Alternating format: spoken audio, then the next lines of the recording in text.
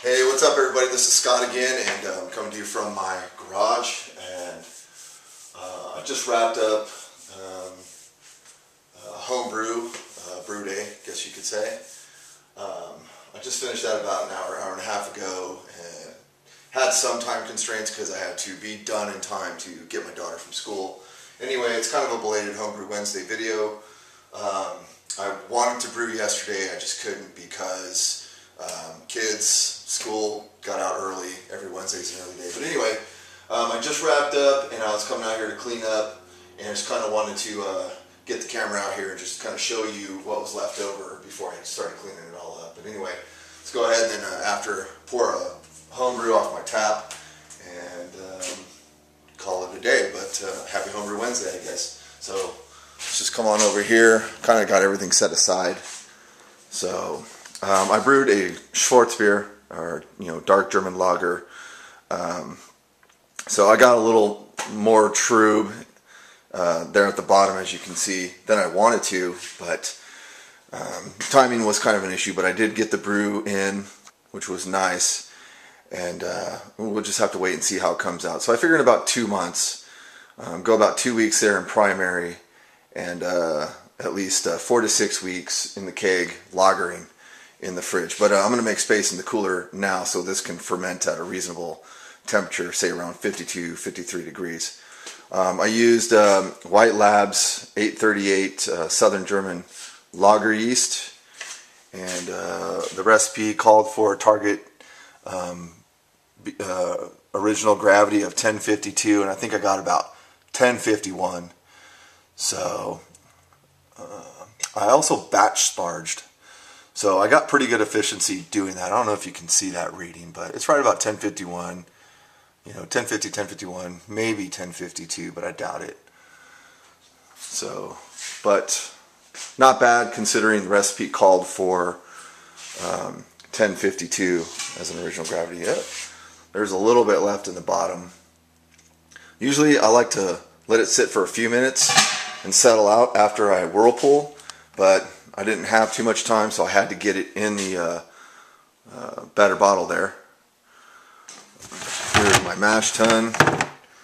Might have to replace it soon. There's the spent grains.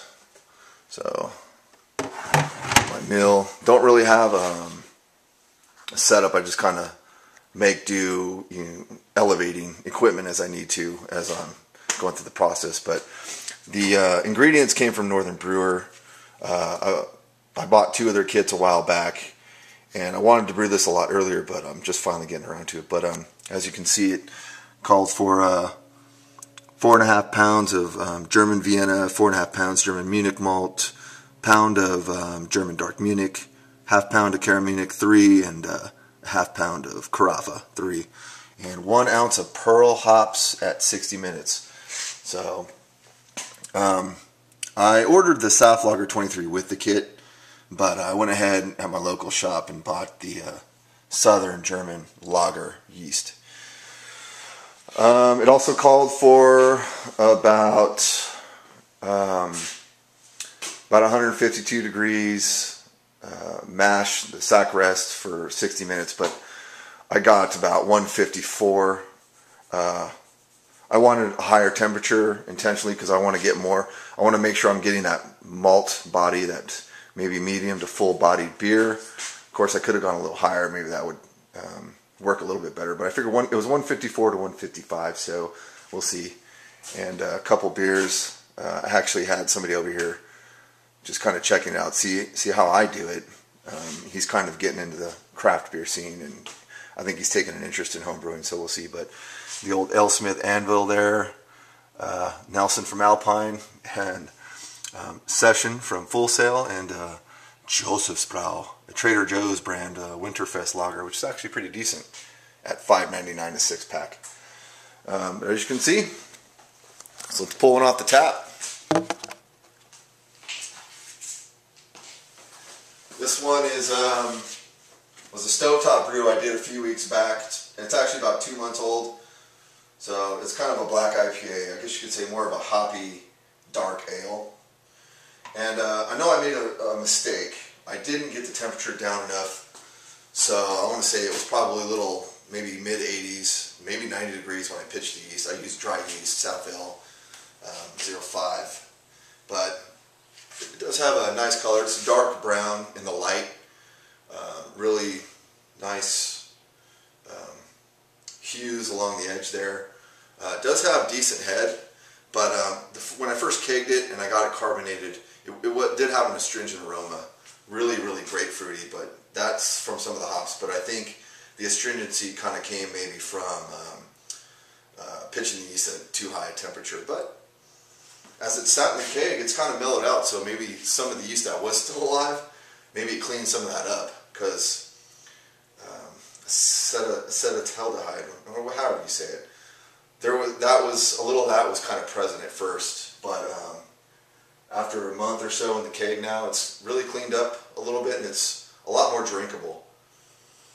But it does have kind of a mild grapefruit aroma still. And it is keeping a nice head.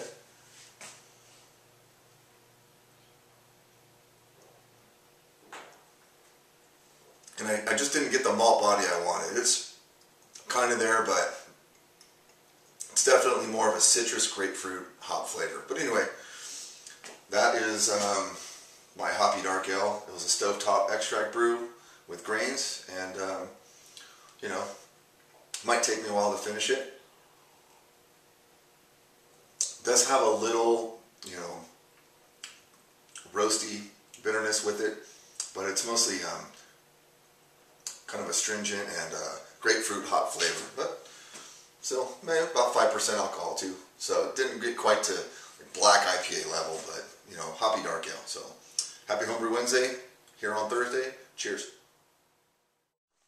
Oh yeah, I forgot to mention one thing. Take a look at my kegerator here. It's also my I don't want to say fermentation vessel, but where I put my fermentation vessels when I want to do lagers, so because it's temperature controlled with the Johnson controls there. But anyway, got plenty of stickers.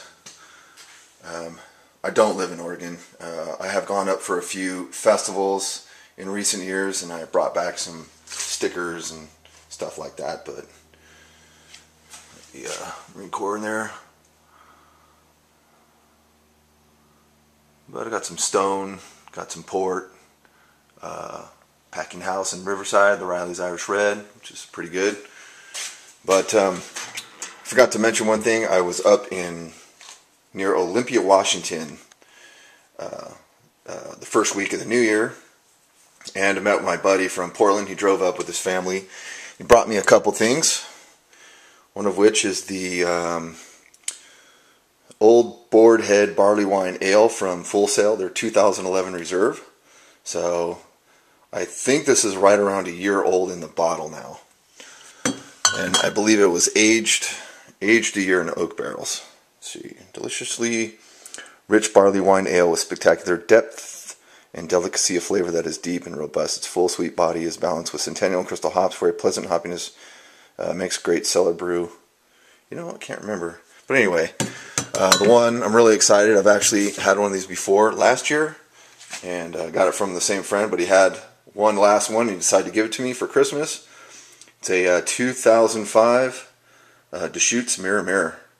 So I'm excited about that. He gave me one for last year, and I had it over Thanksgiving, and it was still really good, even though it's not, you know, waxed, but it was really good. So I'm looking forward to that.